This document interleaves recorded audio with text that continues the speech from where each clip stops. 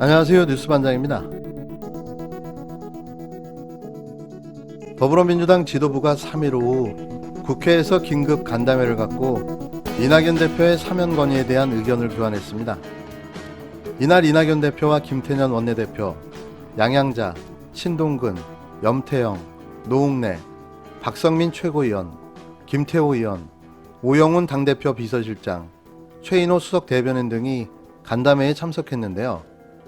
이 대표는 긴급 간담회 직후 기자들과 만나 이명박 박근혜 전 대통령 사면 건의와 관련해 국민 통합을 이뤄내야 한다는 게 제 오랜 충정을 말씀드린 것이라고 입장을 밝혔습니다.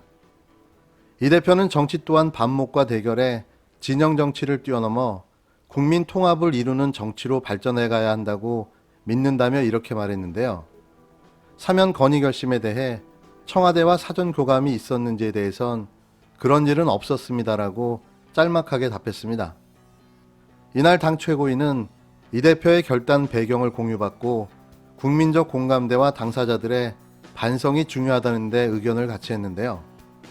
최인호 민주당 수석 대변인은 이날 간담회 직후 기자들과 만나 민주당 최고위는 촛불 정신을 받아들여 개혁과 통합을 함께 추진한다는데 공감했다고 전했습니다. 최 수석 대변인은 이낙연 대표의 사면 건의는 국민 통합을 위한 충정에서 비롯한 것으로 이 문제는 국민 공감대와 당사자들의 반성이 중요하다는데 의견을 같이 했다고 설명했는데요. 그러면서 앞으로 국민과 당원들의 뜻을 존중하기로 했다고 덧붙였습니다. 최 수석 대변인은 당원들의 뜻을 경청하며 여러 의견을 모아가겠다며 국민 통합이라는 진정성에 공감한다는 말씀을 거듭드린다고 했는데요. 그래서 어쩌겠다는 겁니까? 그 느려 터진 이낙연 대표가 이렇게 빨리 사면론을 구체화하고 나선 모양새인데요. 이보다 더 빠를 수는 없는 거죠. 1일날 사면 주장을 하더니 3일엔 긴급 간담회를 열어 설득을 시작한 건데요. 빨리 사면론을 폐기하겠다는 입장 정리만이 지금 들끓는 국민들의 분노를 가라앉힐 수 있는 유일한 방법일 겁니다. 이낙연 대표의 사면론 주장이 정치적 노림수라는 의견에도 불구하고 왜 이 대표가 이런 주장을 왜 이런 시점에 무리하게 주장했는지 의문이 제기되고 있습니다. 단순하게 차기 대선 지지율 하락을 만회해 보려는 정치적 꼼수로 사면을 주장했다고 보기에는 다소 억지스러운 점도 있어 또 다른 이유가 있지 않냐 하는 음모론들이 제기되고 있는데요. 혹시 검찰에 무슨 덜미를 잡힌 사건이 있는지 또 이와 관련해 협박을 받은 것이 아닌지 하는 등의 음모론 제기였습니다. 의도했건 안 했던 간에 이 대표의 사면론 주장으로 윤석열 정국이 일순간에 사라져버렸기 때문인데요. 그의 이런 주장으로 가장 이득을 보는 자가 누구냐는 거죠.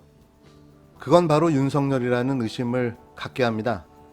사실 이낙연 대표는 지난 4.15 총선 당시 옵티머스 관계자가 지원한 복합기 임대료 대납 의혹 사건부터 검찰 수사로 불거진 로비 의혹 사건까지 아직도 수사는 계속 진행 중인데요. 최근 검찰 조사를 받던 중 숨진 비서실장의 수사 방향에도 관심이 쏠리는 이유입니다. 수천억 원에 이르는 펀드 환매가 중단된 옵티머스 사건을 현재 검찰이 수사하고 있습니다. 그런데 수사를 받고 있는 옵티머스 관련 회사가 이낙연 더불어민주당 대표의 지역 사무실에 설치된 복합기 임대료를 대신 내준 걸로 저희 취재 결과 드러났습니다. 어떤 경위로 이런 지원이 있었는지 규명이 필요해 보입니다. 옵티머스 측이 복합기뿐만 아니라 1,000만 원대 가구와 사무실 집기류 등을 지원한 정황이 검찰에 포착됐습니다. 이 대표 측은 사실 무근이라고 해명했습니다. 더불어민주당 이낙연 대표가 옵티머스의 관련 의혹으로 검찰 조사를 받아온 최측근 참모의 사망과 관련해 슬픔을 누를 길이 없다는 입장을 밝혔습니다. 국민의힘 역시 애도를 표했는데 다만 일부에선 관련 의혹을 해소할 필요가 있다는 목소리도 나오고 있습니다. 이런 탓에 이 대표의 사면론 주장에 대해 다양한 분석과 비판이 쏟아져 나오고 있는데요. 주진영 열린민주당 최고위원이 왜 사면 건의를 공개적으로 하냐며 건의를 해도 대통령을 위하는 사람이라면 사적으로 의견을 전달하는 것이 적절하다고 이 대표를 저격했습니다.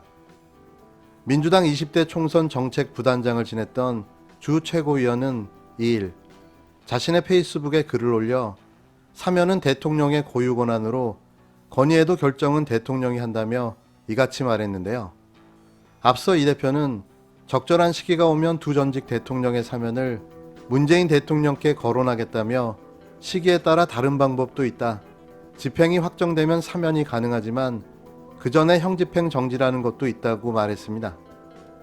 이 대표가 두 전직 대통령의 사면을 거론한 것은 이번이 처음이었는데요.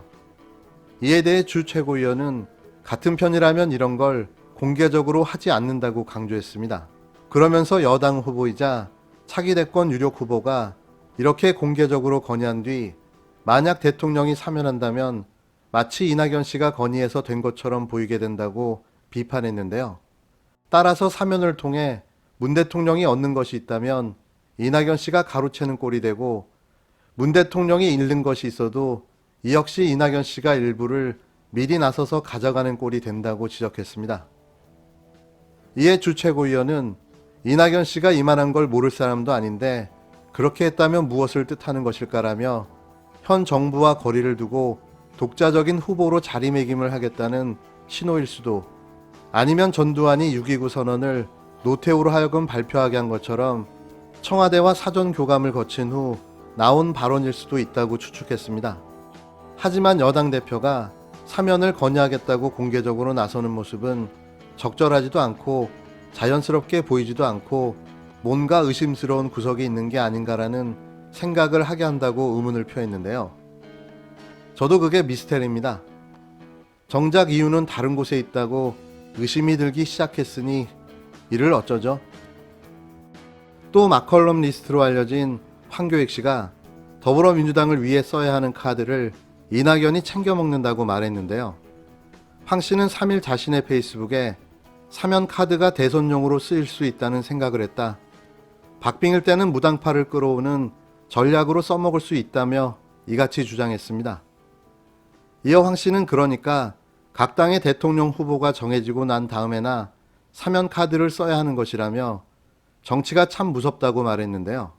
또 이날 황 씨는 이중구 서울대 경제학부 교수가 올린 진솔한 반성과 사과 없는 상황에서 사면은 결코 용납할 수 없다는 제목의 글을 공유하며 동의한다고 자신의 입장을 밝혔습니다. 해당 글에서 이 교수는 국립통합을 위해 두 전직 대통령을 사면해 주어야 한다는 주장에도 일리는 있다는 건 인정한다면서도 자신이 지은 죄에 대한 진솔한 반성과 사과가 선행되어야 한다고 설명했는데요. 그러면서 그런데 지금까지 나는 그 두 사람이 진심으로 자신의 죄를 뉘우치는 광경을 본 적이 전혀 없다며 진솔한 반성과 사과 없는 상황에서 섣부르게 사면을 결정하면 국민 통합은커녕 국민 분열의 비극적 상황을 초래하게 될 것이라고 꼬집었습니다. 저는 이 두 분의 생각에 동의합니다.